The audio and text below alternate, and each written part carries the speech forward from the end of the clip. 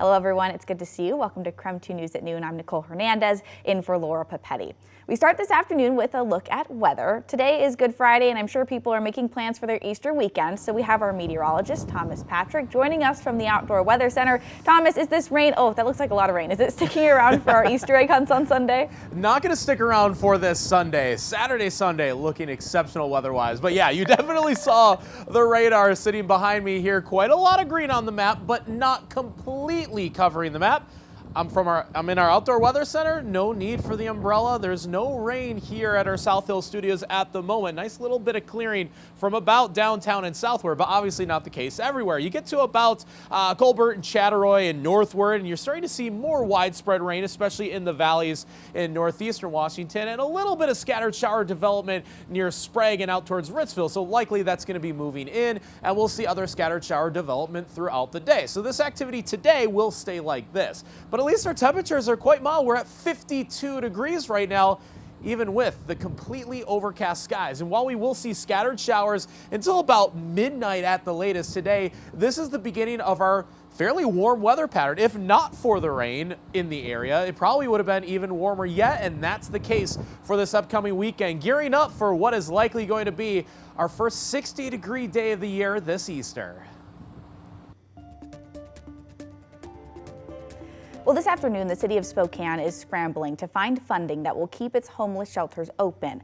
With how they fund shelters right now, the city can't afford the operating costs for the Trent or Cannon Street shelters. This year, the city is facing a $4 million deficit for shelter expenses. Next year, that deficit will go up to $10 million. The cost to run the Trent shelter doubled from $6.5 million to $13 million, and that's because the Salvation Army runs the shelter at a higher cost compared to the city's original contract with the Guardians Foundation.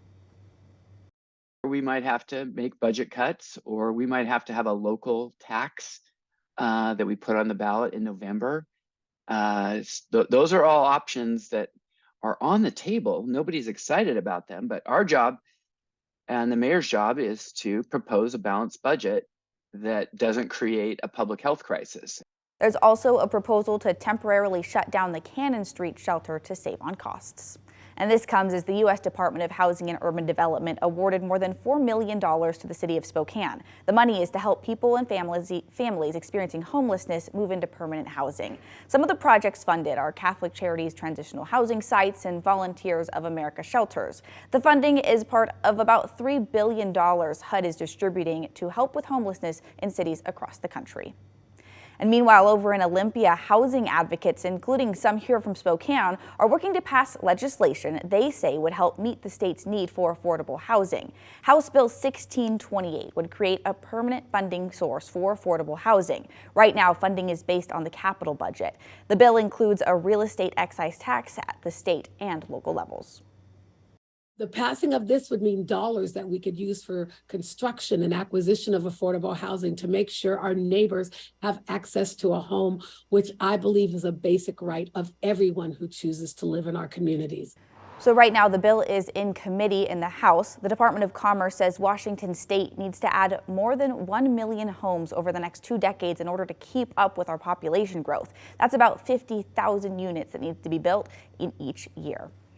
This afternoon, the search continues for a missing Seattle woman who disappeared after a Mariners game last week. Seattle police made an arrest in connection to her disappearance. The last time anyone heard from Leticia Martinez was last Friday. Her brother says she went to the Mariners game with a man she had met just 2 weeks before.